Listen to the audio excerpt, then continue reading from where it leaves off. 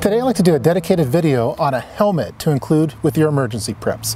In some of my upcoming videos I'm going to be including helmets in there, so I thought I'd do a dedicated video just to discuss this particular topic. In a lot of my emergency kits now I'm including a Pro-Tec classic helmet, also with my Life Vest for Survival kit.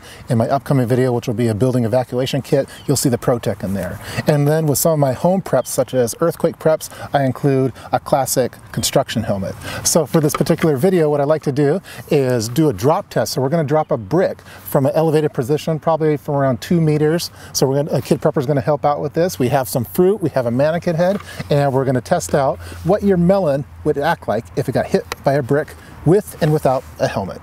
Let's get started. Before beginning the test, let's talk over the two helmets that will be included in this video. As I mentioned, one of them is the Pro-Tec Classic Skateboarding Helmet. This one costs between $30 and $40. This one's been around for a long time. It's very popular not only with skateboarding but with other means. So I was looking at various rock climbing helmets, but those ones are in the $60 and up range. This one's a lot more affordable at less than $40, $30 to $40. And it's just a tried and true helmet that's been used in various applications. The other helmet included is your standard construction helmet. This one I think is made by MSA. It's the MSA V-Guard, and I see this one used by various construction workers that work in the Seattle area. So I thought I'd include it for this test. Again, I use this one for emergency preps, and we have them stored in various locations within our home. Now, I personally like the Pro-Tec Classic Skateboarding Helmet for my emergency kits, like my building evacuation kit, because I think it fits well in an urban environment. Yeah, a construction helmet would also work for that, but I think there's a lot of people in an urban environment that are riding their bikes to work, for example, so wearing a helmet doesn't really look out of the norm. It would definitely be a terrible situation if you were to get out of a building in an emergency situation like an earthquake, for example, only to have something land on your head, a piece of debris or something like that, and not have any kind of protection to protect your melon from that kind of situation. For our fruit, we have a cantaloupe, a watermelon, and a honeydew. We were looking at coconuts, but they're a little small this time of year, so we're going to go with more of the melons approach. So we're going to be dropping the brick from the top of this ladder, again at around 2 meters. Here's the mannequin head that we'll be using for this particular drop test. I'm not sure if she has a name. We have the GoPro over here. Again, Kid Prepper's going to go to the top of the ladder, and he's going to drop the brick all the way off the side there. We'll capture it on multiple cameras, and we're going to be using both the hard hat and some of those melons. Announce it again. First, we'll try the honeydew. Go. Yep. Ooh. Yep. Ooh. As you can see, the honeydew didn't have a very good day. Right. Right. Now let's do the cantaloupe. Ooh, did you get him? Yeah. The cantaloupe. Ooh, did you get him?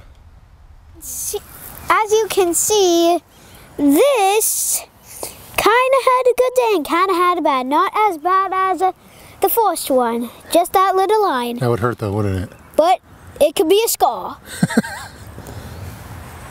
And finally, the watermelon. Ooh, that had to have hurt, huh? Ooh, that had to have hurt, huh? So I'm not seeing any marks on the watermelon. Let's raise the elevation a little bit. It's my turn now, okay? Yeah. All right. So at this new elevated height, let's use some equations for a falling object. We're going to use time, which is the square root of 2 times the height over gravity. We'll also use velocity, which is the square root of 2 times gravity times height. So an average red clay brick weighs around 5 pounds. We have a height of approximately 7.5 feet. So the time equated to 0.683 seconds. So we have a velocity of 21.98 feet per second. So the force of this drop test at this height is approximately 110 foot-pounds, which would definitely make for a bad day if you did not have a helmet on. Who knows if your neck and spine would actually be able to survive an impact of that height, but if you didn't have a helmet, you're definitely having a bad day. First, let's do the watermelon.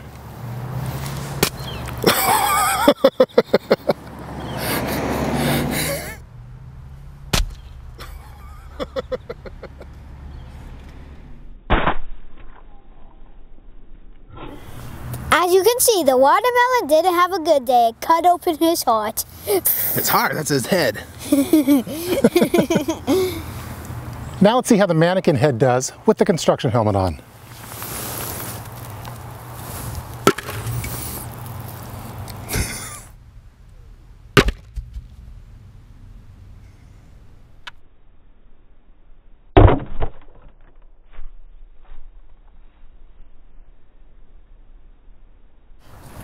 I'm not seeing any dings on the helmet itself, although the mannequin definitely has a headache. And finally, we'll do the mannequin head with the Pro-Tec Classic skateboarding helmet.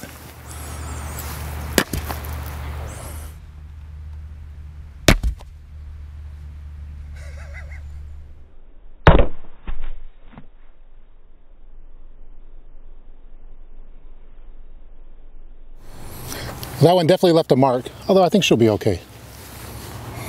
Now that I know that a brick will smash through a watermelon at this height, and both of the helmets offer some level of protection to a mannequin head, I now put each of the helmets on a larger watermelon to see if it will protect the watermelon.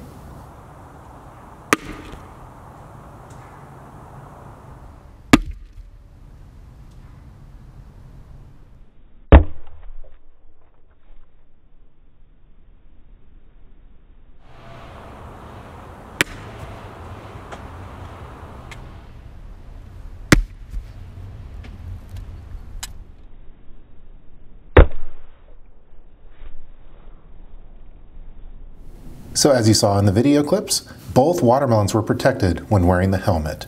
So in summary, while this particular test methodology might be a little bit crude and won't appear in a scientific journal or anything like that, I do feel comfortable that wearing a helmet does help if a brick were to land on your head. I hope that you guys enjoyed watching this video featuring helmets to use with your emergency kits and in your home preps. Please leave your comments below in the comment section regarding this video, and stay tuned for more videos that will feature the helmet as part of my kits. See you guys next time.